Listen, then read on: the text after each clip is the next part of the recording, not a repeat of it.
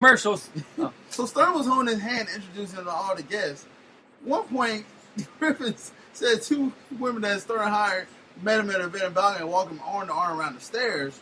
Where Stern also grabbed his hand and came around the party. Like, and that's kind of weird. It's like, and that's kind of weird. It's like, y'all see my new toy? That's he's what gonna, it. He's gonna make me a lot of money. That's what it brings me off it. You see my new toy that I got? This is my new toy. Oh, Jesus Christ! This boy. This owner was former owner. Oh, he's an idiot. He's all cooped out, ain't he? Yeah. He's like Uncle Creepy. Yeah, he's Uncle Creepy. Yeah, he's definitely Uncle Creepy. So like a weird uncle. I guess he's saying like, okay, he's a guy that. But why didn't you say this stuff before now? Why didn't you speak up before now? Now the only reason anybody's speaking up on Donald Sterling is because a tape came out. Yeah. And because nothing was done before. If something was done before, we wouldn't even be talking about this now. But nobody did nothing until they heard something. Just like nobody did nothing with the other stuff until they saw something. Well, I mean, I don't know. I guess Blake is just kind of there playing basketball. I mean, Blake. Yeah, Blake's in his own little spots anyway. Yeah. So you would think maybe the ownership would know sense, especially Blake is eccentric. It's a good word for it. It comes to tell you maybe it's like, man, I want to say something, but I want to keep my paycheck too. It's still your place to say something. It really is. If it bothers you that much, you should say There's something. reason you have a union. Yeah. Just saying. Because people could have brought. It does bother people. These guys could have brought it up so long, but they were getting paid. They didn't want to say nothing. And you could have brought it up so long ago. That's why you have a union. That's why you have ways of going about stuff. You could have said something. You could have said something. Let them know what was going on from the get-go, and let them know. If you felt that way about him, then you should have let it know. If you felt that way about all the other stuff and why nothing has been done about it, let somebody know about it. Especially someone like you're starting the limelight. You would have said something. Somebody would have said anything. But then again, it's really not on him. Yeah, it's not on him. But you do have a union and everything. And if you felt out of place, or you felt threatened in your workplace, or you felt discriminated in your workplace, you can go and say something, and you can go and do that anywhere. But you can definitely go and do that in the NBA. But the reason people stayed quiet is because they had no proof. They didn't hear. They didn't see. They had no proof. So they kept quiet. Because they were still getting paid. Yeah. But then when the when the tapes come out, bam, there you go. Weird story, huh? Yeah, there you go. Oh my gosh. All right, so when we've talked about this off the air about how LeBron James, Dirk and Lebron said they would favor in a shortened season and on a 44-minute game. Jordan, on the other hand, disagrees. Really? He disagrees. He call them pussies? He didn't really call George's like, shut up, you bunch of pussies.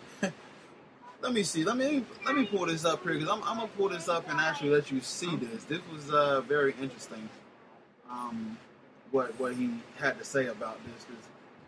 Listen, I can understand where the players coming from about, okay, it's a long drag. You know, this is a long haul of the season. Maybe we can short on our bodies as well. Jordan said, well, hey, I love both of these guys, but as an owner who played the game, I love playing. If I wasn't playing 82 games, I'd still be playing somewhere else, because that's the for the love game that I had. As a player, I never thought 82 games was an issue.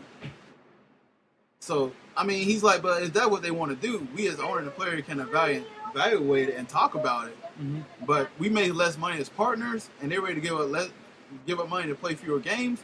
That's the question, because you can't make the same amount of money playing fewer games, which I is Mike the owner of a basketball team now? But I agree with that statement there. What? That statement right there is saying that if you want to play fewer games and these players are already tied up about money, you're prepared to take a pay cut. I don't think that would ever happen anyway. Nobody. They would still. If they had a shortened season, I think they would actually make more money than they do now. If they have a shortened season. Because guess what? Your main guys aren't going to be sitting on their butts. Because they're going to have to work for a playoff spot. More people are going to want to come see the games because they know the stars are going to be playing in these games. A lot of people don't go to some of these games because they don't want to see crap. You don't want to see the Spurs come to town and no one play on the Spurs. You don't want to see guys come to town and no one play. They're going to still make their money because you know what? The NBA full tilt doesn't kick in on TV until when? I know you say Christmas. Christmas Day is when the NBA kicks in on full tilt. For an average fan. For an average fan who doesn't follow it, who doesn't watch every single preseason game. I'm talking about somebody here, by the way, too. Who doesn't stream every single preseason game. For an average fan, basketball starts on Christmas Day. That is when they're on nationwide TV. That's when the big channels have them on TV. And that's when it's good to go and everybody watches the game. They're still going to make billions of dollars even if they shorten the season. People don't have the attention span that we used to have anymore for all these basketball, baseball games. The only thing anybody wants to, the only thing anybody wants to see an increase in game is the more dangerous sport. The most dangerous sport in football is the one that everybody wants to see more games added on to it. Which means I'm fine with 16 games. Just because of the safety of the players. If people are breaking down like they're doing now in the NBA with people's knees popping and Achilles rupturing and everything going bad, I'm all for a shortened season because you get to see a better product. You get to see a better product because you don't have to worry about the players breaking down. Jordan's looking at it as a new owner now. And not as when he was playing basketball. He's looking at it in a new way now. I'm actually okay with it staying 82 games. And maybe I'm just talking as a hardcore fan here. But this is where you need to... But like I said, you watch every single flipping game that comes on no matter what. Let me go ahead and break it down. Okay. So, you do that. So you need to go ahead and use your... Because you got these NBDL teams that you can use as a farming system for some of these players to go ahead and play. So this is what I like about basketball, that you can put some of these players here that develops more. And the reason I like it being 82 games is that, okay, there's a certain time, baseball ends and basketball comes on. And then also with the NBDL, for the Spurs, they use that system where they go ahead and send their players down and develop and everything like that. I like that system where you can go ahead and develop these players. Yes, I understand the injury and everything like that, and you get more of an interest when it becomes around Christmas for the average fan. Also, I would be concerned that, players are already grabbing right now, and then the TV deal that just passed through, about $2.6 billion. You think some of them, you think they want to cut them games in half now? They will totally flip. So that caused an issue with the TV deal they just made. They also caused an issue for, I think, honestly, ticket prices will go up. And some of the teams, for example, probably places like Milwaukee are hard to sell the games already. With shortened games, you have to increase it. Okay, yeah, they just drafted Jabari Parker, so you got to be able to market these guys to a shortened season. It'd be kind of hard. They don't have to. You don't have to do anything. You don't have to do nothing upon that. Because the quality of your product will be better. If you play 82 games, a lot of your guys get hurt. Do you want to watch the D-League people play? Do you want to watch them dress up in an Orlando Magic uniform and come out there and play, and it be one of the worst basketball games you have ever witnessed? Or do you want star power? Do you want Kevin Durant going down again with another foot injury? Do you want Kobe Bryant breaking down again? Do you want something bad happening to LeBron because he has wore himself out playing as much basketball as he had? Do you want Dirk messing up something and hurting himself and playing as much basketball as he done? Do you want these guys that are supposed to be, like it or not, the newer batch of players that are coming out are more prone to injury? For what reason? I have no clue. But for some reason, they all get hurt. And they all get hurt more frequently. than what Michael and them did. I don't know what Michael and them did to keep themselves healthy and everything. Mike even tore himself up one day. Yeah. But it's because of how much basketball they have these kids playing already. They have these guys playing so much basketball just to stay physically fit and everything like that. If you shorten the amount of time that they're going to be playing in a regular season, it gives you more time to focus on the time where you're going to make the most money. You think these guys made that TV deal just for regular season basketball? No. They made it for when the high ratings come in. They made it for for Christmas, and they made it for when the playoffs come. Those are your big ratings games. And when your superstar teams are playing each other. That's when they collect their ratings.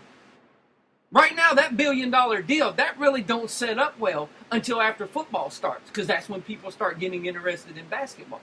Right at Christmas time, right then, that's when people start getting interested in basketball. The strike shortened season, Christmas was the most watched thing on TV. Basketball was one of the most watched things on TV come Christmas. You know why? Because everybody was waiting and waiting and waiting, and then when it finally hit at Christmas on the perfect day to open the basketball season, bam, everybody went nuts because they were the only thing on TV, and they produced such good ratings. You didn't hear about people getting hurt during that shortened season. People wasn't dropping like flies everywhere. Now you got people dropping in USA basketball scrimmages. You got people dropping, and you got guys not even wanting to play basketball. Kevin Durant dropped out of the basketball thing, and he still got hurt. That's how much basketball these guys already play. Shorten the season. Make it to where your casual fan is going to watch more. Make it to where your teams are going to play their superstars more. And it's going to be a better interest in the game. See, lesser games in baseball and basketball would make that more, would make your casual fan come right back to it. Casual fans in football are going to watch no matter what, because there really are no casual football fans. Everybody is a football fan. People don't want to watch 82 games to where our games come towards the end, everybody's tanking, and we're sitting back watching someone we don't even care about. We're watching a bunch of D-League guys all of a sudden playing instead of people fighting for playoff spots. And see, this is where they need to either figure out this is going to be. This is how I perceive if you go ahead and cut down these games. You're basing this down on the entertainment value. Okay, for example, like the Spurs, they do a great job of resting players and everything like that.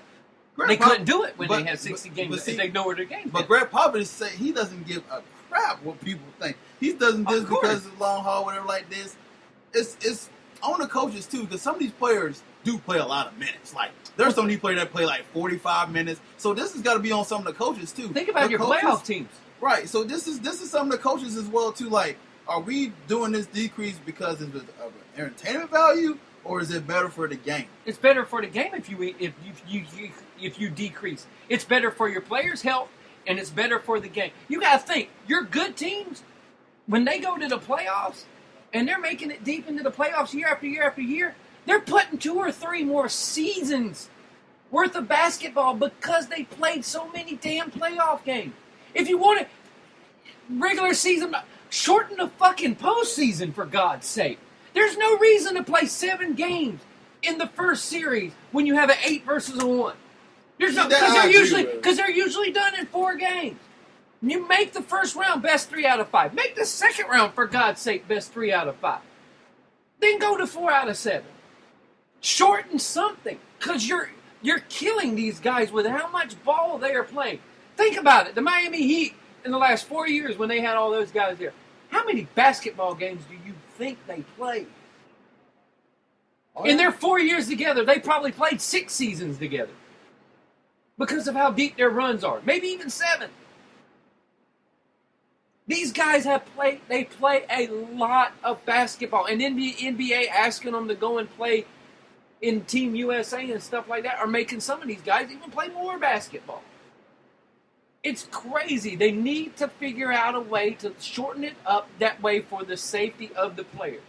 Mike's like, well, people don't have concussions. No, their knees are going. Their feet are going. People falling in the showers, for God's sake. I don't know why. But It's I don't know. I'm just to me, opposed for it, man.